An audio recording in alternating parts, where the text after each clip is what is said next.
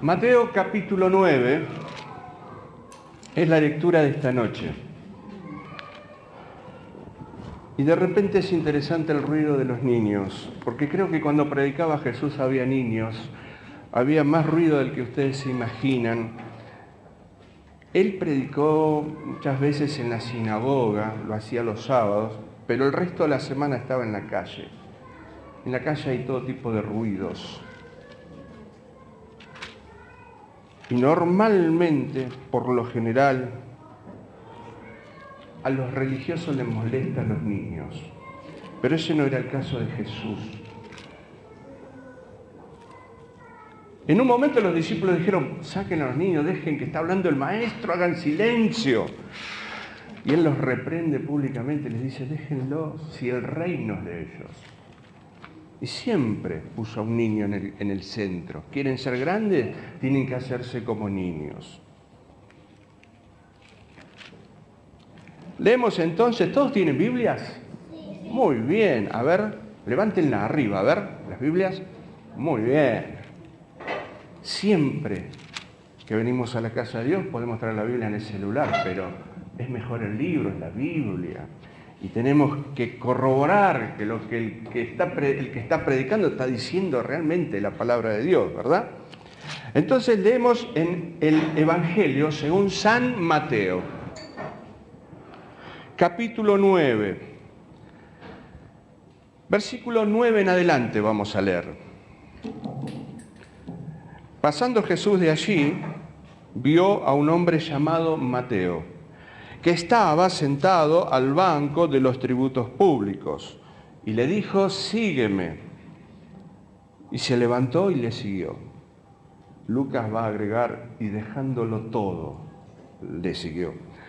Y aconteció, versículo 10, que estando él sentado a la mesa en la casa, he aquí que muchos publicanos y pecadores que habían venido se sentaron juntamente a la mesa con Jesús y sus discípulos. Cuando vieron esto, los fariseos dijeron a los discípulos, ¿por qué come vuestro maestro con los publicanos y pecadores? Al oír esto, Jesús les dijo, los sanos no tienen necesidad de médico, sino los enfermos. Id, pues, y aprended lo que significa misericordia quiero, y no sacrificio. Porque no he venido a llamar a justos, sino que he venido a llamar a pecadores al arrepentimiento. Hagamos un paréntesis para después meternos en el tema. ¿Qué es un publicano? A ver, escucho. Un publicano. Mateo dice que era un publicano. Estaba sentado al banco de los tributos públicos. ¿Qué idea tienen de un publicano? ¿Qué es un publicano? ¿Cobra? ¿Qué cobra? Impuestos. ¿Qué más? ¿Qué idea tienen de un publicano? Uno del pueblo. Bien. Cuando venía el publicano a tu casa, ¿saltabas de alegría? ¿O decías, qué bueno, vino Mateo, poné la pava, vamos a tomar unos mates, decías? ¿Se ponían tristes o alegres cuando venía el publicano a cobrar? Tristes. ¿Alguien tiene alguna otra idea de lo que era un publicano? No eran bien vistos. Quiero darles un poquito más de información de lo que era un publicano. Porque una cosa para ellos era el cobrador de impuestos y otra cosa lo que sería para nosotros, en nuestra cultura, en nuestro tiempo. El Imperio Romano estaba oprimiendo y esclavizando a los judíos. Todo el mundo conocido aquel entonces estaba bajo el Imperio Romano. Los judíos tenían que pagarle tributo a los romanos. Y los romanos elegían a los publicanos, que iban a ser los cobradores. Estos cobradores pagaban una concesión a Roma para cobrarle el impuesto a sus propios compatriotas. Pero no solamente cobraban el impuesto que correspondía, algunos llegaban a cobrar hasta 4 veces más de lo que deberían cobrar. Por lo tanto, no solamente eran cobradores de impuestos, sino que eran estafadores. ¿Y a quiénes estafaban? A sus propios compatriotas. Hoy tenemos algo parecido con los talleres clandestinos. Personas que son extranjeras están exprimiendo y esclavizando a sus propios compatriotas, ¿sí? Pero esto era peor.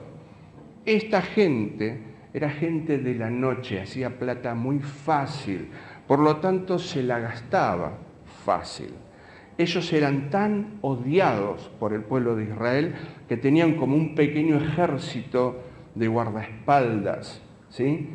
Un grupo que los cuidaba. ¿Por qué? Porque en algún amontonamiento cualquiera podría venir y clavarles un puntazo por la espalda. Entonces ellos, como eran tan odiados, tenían su propio ejército, lo pagaban, y todo ese ejército también venía con otras cositas, ¿sí? Como tendríamos hoy gente muy rica y gente de la noche que tiene muchísima plata, ¿sí? Están con mujeres, los mejores negocios, boliches, la noche tiene que ver con drogas, con alcohol, con excesos. Todo ese grupo formaba el séquito de los publicanos. Así que Mateo era uno de esos publicanos. Les digo más, los fariseos creían que no había que predicarle a los publicanos porque no eran redimibles. O sea, no hay que evangelizarlos ni perder tiempo con ellos. Eran considerados cerdos, perros, ¿sí? Fíjense el odio que tenían con los publicanos. Y siempre aparece ese grupo cuando está predicando Jesús.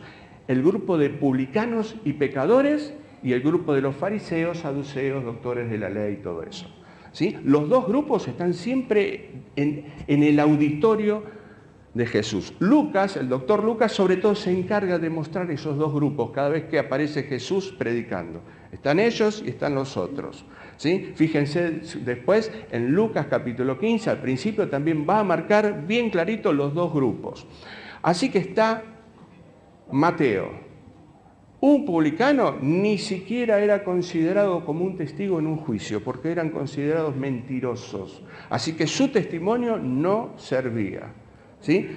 Así que el grupo de ellos eran estafadores, asesinos, ladrones, ¿sí? Todo ese grupo de gente, la escoria de la sociedad, formaba el grupo de los publicanos, el entorno de ellos. Ninguna persona seria ni respetable se quería asociar con un publicano, ni querían que los vean cerca, ¿sí? Estaban muy mal vistos. Ahí está Mateo. Mateo está sentado en el banco donde se cobra. Algunos publicanos, para no quedar tan mal delante de la gente, tercerizaban y mandaban a otro a cobrar, porque no querían ser tan mal vistos, ¿sí? Ellos tenían o podían amasar una fortuna en muy poco tiempo. Así que Mateo no solamente es un publicano, sino que él se jacta de ser un publicano. Él no tiene miedo al que dirán. Él está sentado en el banco donde todos lo ven, donde hay que ir a pagar los impuestos. Seguramente él conocía el mensaje de Jesús. Más que seguro, era obvio. ¿Dónde vivía Jesús? Al principio del capítulo dice que él viene a su ciudad. En el versículo 1 dice, pasó al otro lado y vino a su ciudad. ¿Cuál era la ciudad de Jesús? Israel era el país. Belén era donde nació. Nazaret era donde él estuvo en un tiempo, pero después durante el ministerio él eligió otra ciudad. ¿Cuál era? Capernaum. Capernaum era el lugar donde él residía, ¿sí? Él vivía allí en Capernaum. Una ciudad muy pequeña, casi insignificante, donde había muy poca gente, tal vez 80 casitas, y sin embargo revolucionó esa ciudad. ¿Por qué? Porque cuando empezó el ministerio de Jesús, multitudes iban a ese lugar. Imagínense, en una ciudad chiquita, inundada de personas que vienen de todas partes de Israel, de a miles, 3.000, 5.000 personas, en una ciudad tan chiquita, el impacto que fue para eso, para esa ciudad, ¿sí? No habría kiosquito que aguante, panadería, carnicería, para tanta gente que viene. Jesús era famoso en esa ciudad. Por lo tanto, todo el mundo en Capernaum sabía cuál era el mensaje de Jesús, cuáles eran las demandas de Jesús. Y Mateo no era la excepción. Sin embargo, Mateo, que era un gran pecador, más de una vez habrá pensado, ¿cómo me gustaría ser libre de esta carga del pecado?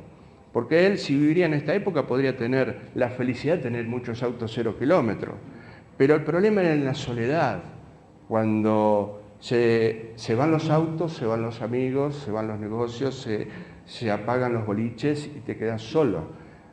Y allí, en esa soledad, más de uno, como le pasa a todos, habrá pensado, ¿cómo me gustaría cambiar de vida? ¿Cómo me gustaría ser otra persona?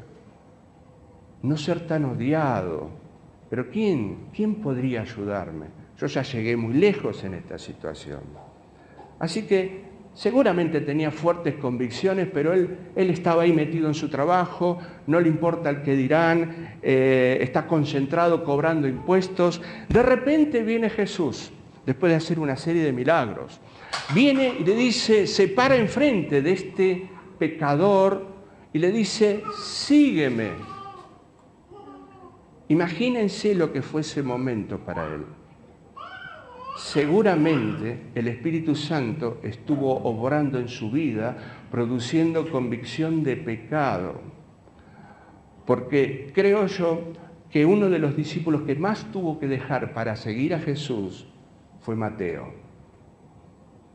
Mateo tuvo que dejar su fortuna y dejar su trabajo.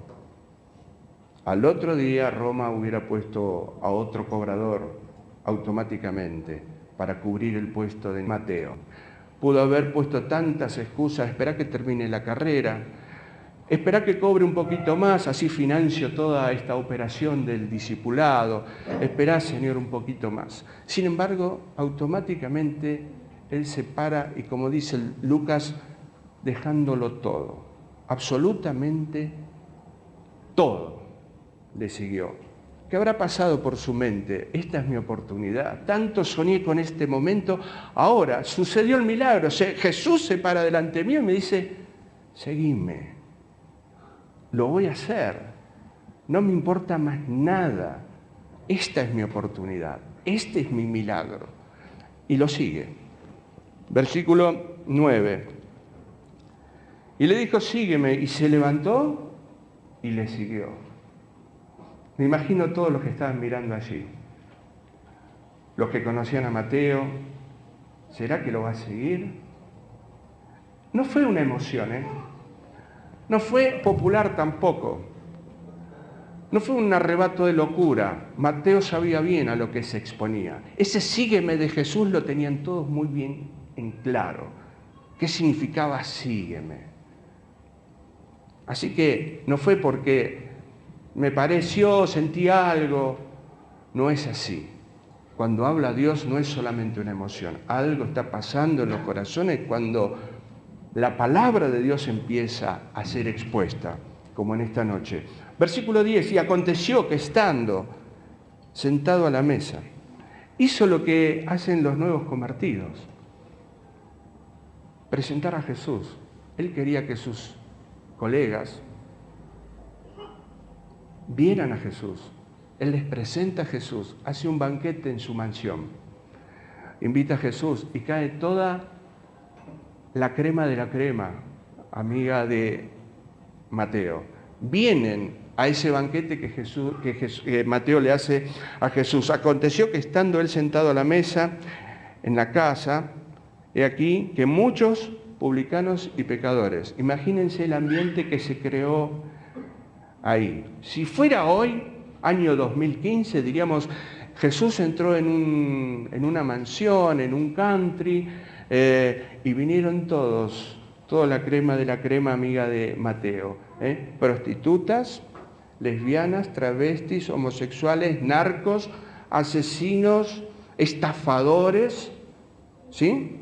allí en esa mansión con Jesús. Vinieron muchos publicanos y pecadores. Qué lindo grupo, ¿eh? Y se sentaron a la mesa con Jesús, Jesús rodeado de esa gente. Imagínense el impacto en los demás religiosos que estaban afuera mirando. Está Jesús, toda esa gente, sus discípulos. Versículo 11. Cuando vieron esto los fariseos, otro gran grupo, paréntesis aquí, ¿quiénes eran los fariseos? ¿Qué creían los fariseos? ¿Qué predicaban los fariseos? Hay un pasaje allí en Lucas que nos da un destello de lo que ellos creían. Ellos se creían justos en sí mismos y condenaban a los demás. Básicamente esa era la religión de los fariseos. Una religión de confiar en las propias obras, en la autojustificación, ¿sí? Una religión basada en méritos propios. Estos fariseos se creían que ellos eran lo mejor de Israel y los pecadores eran los otros. Allí estaban también, pero afuera de esa cena. No participaron de ese banquete. Cuando vieron esto los fariseos, obviamente siempre enardeció a los fariseos el Señor Jesús, con lo que decía y con lo que hacía. Así que ahora Él está comiendo con pecadores. Los fariseos están afuera. Se están queriendo rasgar las vestiduras. No pueden entender ni creer que si Jesús es santo, esté comiendo con esa clase de gente. Y se la agarran con los discípulos. Fíjense qué dice. Cuando vieron esto los fariseos, dijeron a los discípulos: ¿por qué come vuestro maestro con los publicanos y con los pecadores? A veces digo, se la agarraron con la gilada. Es más fácil, pensaron.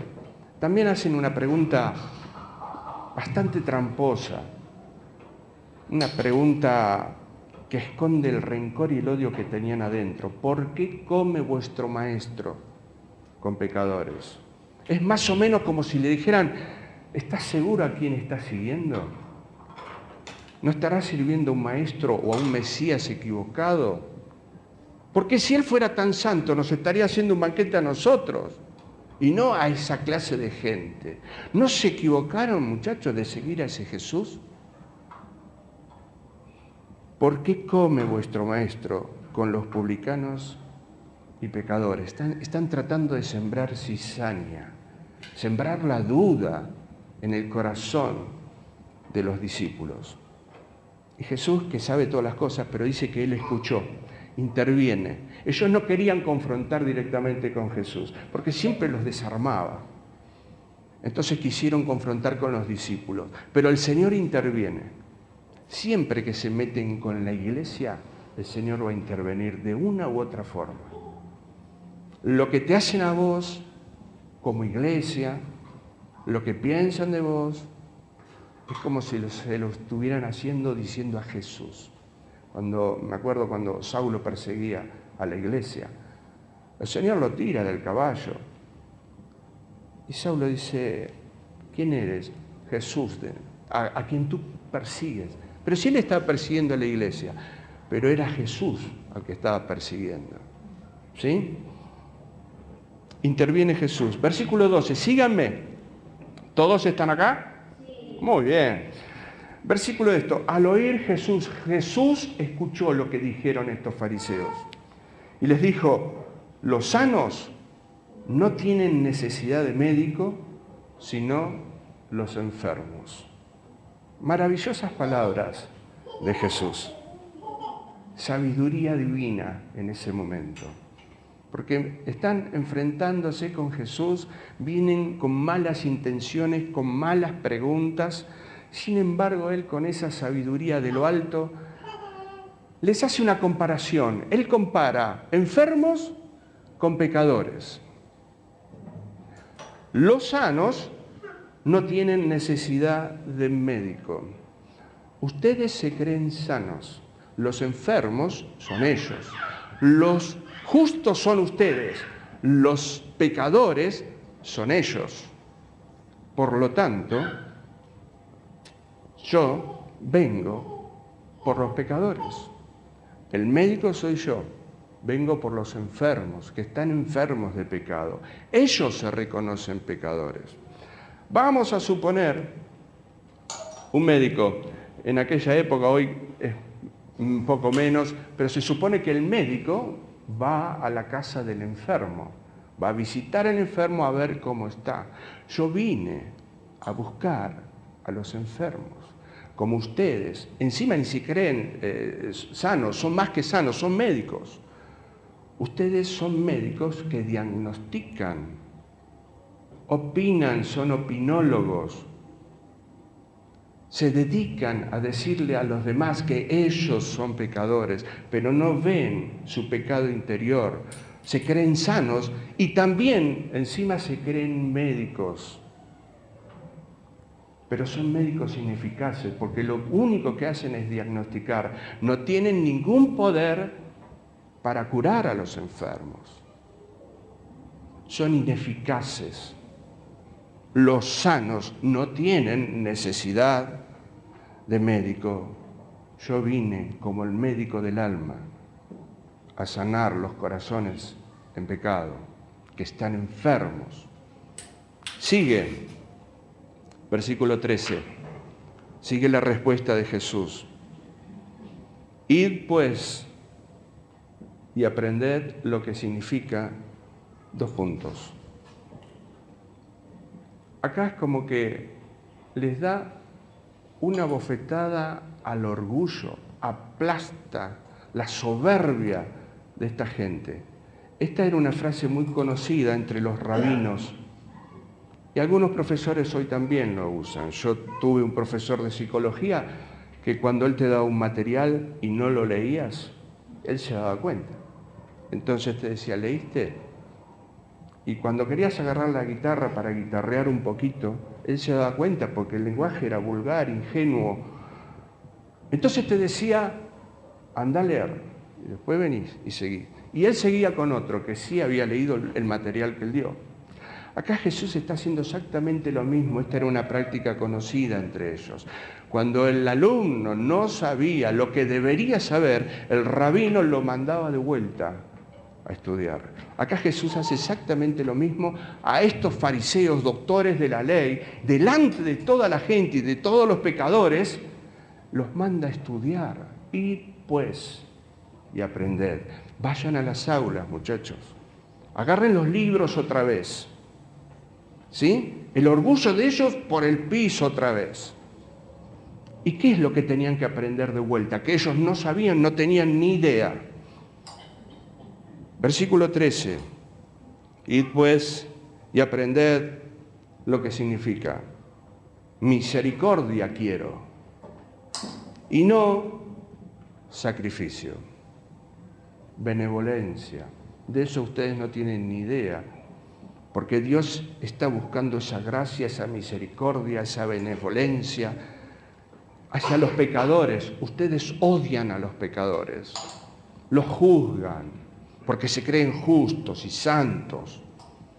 Pero lo que Dios está buscando es esa condición interna del corazón, benevolencia, misericordia. Es todo lo opuesto a ustedes, señores fariseos. Porque lo de ustedes pasa por lo exterior, por el maquillaje, sepulcros blanqueados, hermosos por fuera. Pero a Dios no lo pueden engañar. Dios mira el corazón. Lo de Dios, lo que a Dios le interesa son nuestros valores. Por ejemplo, hay un libro precioso que todos deberían leer, sobre todo los que anhelan o tienen un llamado al liderazgo. Sería una lectura obligatoria, Integridad. Misericordia quiero, lo de dentro del corazón, no sacrificio. Justamente lo de ustedes es el sacrificio, lo externo, lo mecánico, lo ritual, lo que hacen sin sentir. Pero si Dios instituyó los sacrificios, sí, pero a Dios le agrada toda la parte ritual si va acompañada con un corazón contrito y humillado delante de Dios. Si va en la misma frecuencia con lo que hay adentro de mi corazón. Si no, es todo hueco. Y toda esa liturgia y todos esos sacrificios terminan siendo una abominación para Dios. Id pues y aprended lo que significa misericordia quiero y no sacrificio. Porque no he venido a llamar a justos. Como dije, la fama de los fariseos era que se consideraban a sí mismos justos. Vamos a suponer, le doy crédito de que su autovaloración es que son justos. Vamos a suponer que tienen razón. ¿Ustedes se creen justos? Bien. Qué lástima. Yo no he venido a llamar a justos. Mi llamado no es para ustedes. El gran médico vino a llamar a otra gente. ¿A qué vino Jesús? Y ahí estábamos con el verbo venir.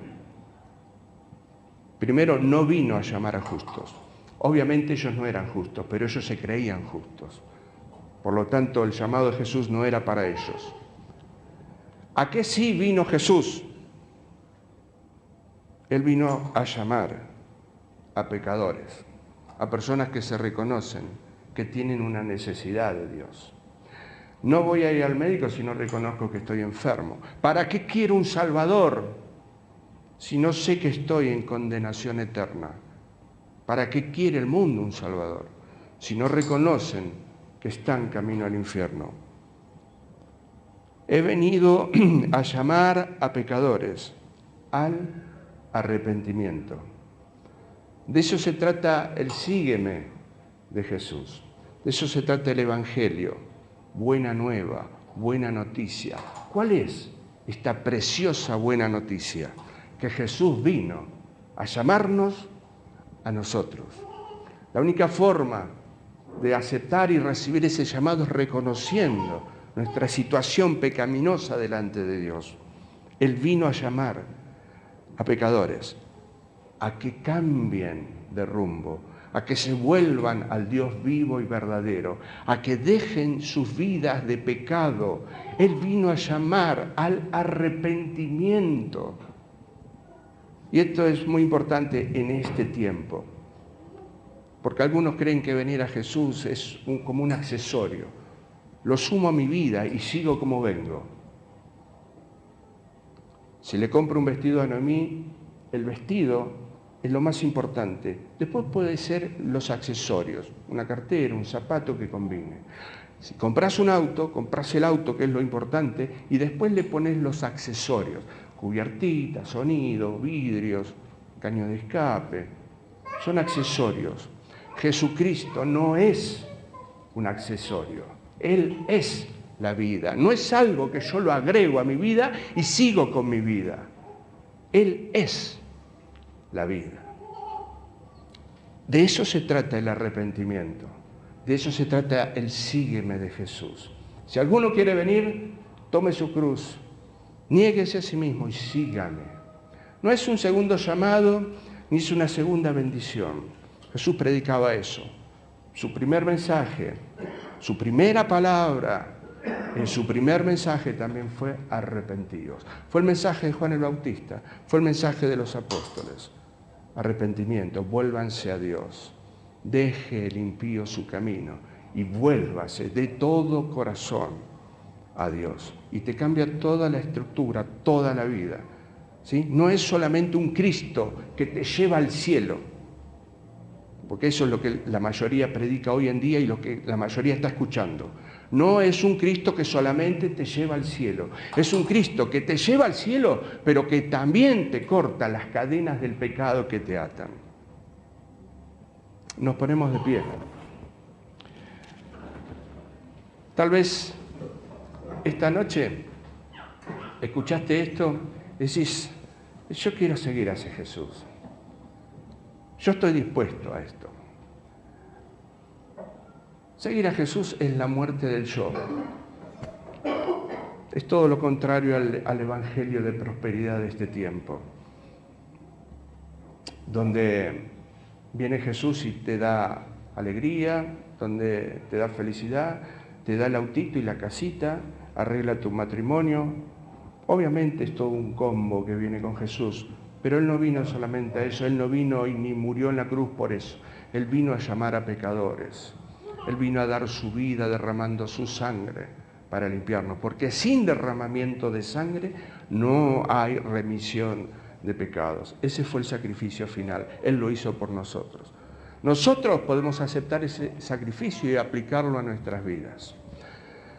Podés pasar al frente, podés orar, podés levantar la mano, podemos orar por vos, pero eso no te va a salvar.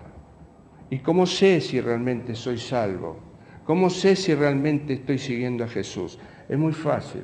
Alguien me preguntó, pero si no haces el llamado, ¿cómo sabemos quién es salvo o no? Es muy fácil, por los frutos, porque vas a empezar a seguir y todos a partir de este momento van a darse cuenta que estás siguiendo a Jesús, todos, en tu casa, en el barrio, en la escuela, en el trabajo. Todos van a decir, a este algo le pasó. Y ahí vas a tener la oportunidad de decirle, estoy siguiendo a Cristo. Inclinamos nuestras cabezas y pensamos en este Cristo que tiene tanta demanda, pero vale la pena porque Él es digno. Él es digno de que le demos nuestra vida, nuestros bienes, nuestro tiempo. Él es digno, Él es digno, Él es digno de que le demos nuestra vida.